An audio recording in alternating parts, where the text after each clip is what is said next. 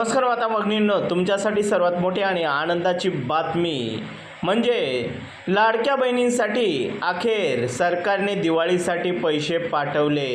लाडक्या बहिणींसाठी दिवाळी गिफ्ट।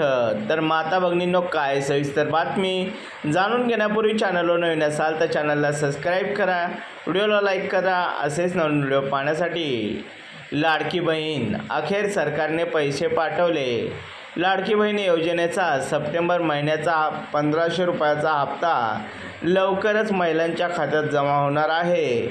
यासाठी सरकारने महिला व बालविकास खात्याकडे 410 कोटी रुपये पाठवले आहेत। त्यामुळे आता महिलांच्या खात्यात पैसे पाठवण्याची प्रक्रिया लवकरच सुरू केली जाईल अशी शक्यता आहे। दरम्यान यावेळी सप्टेंबर महिन्याचा हप्ता महिलांच्या खात्यात येण्यास उशीर झाला असून महिलांकडून KYCचे काम देखील सुरू आहे। परंतु महिलांना दिवाळी गिफ्ट सरकारकडून 3000 रुपये मिळणार असल्याची माहिती देखील समोर आलेली आहे।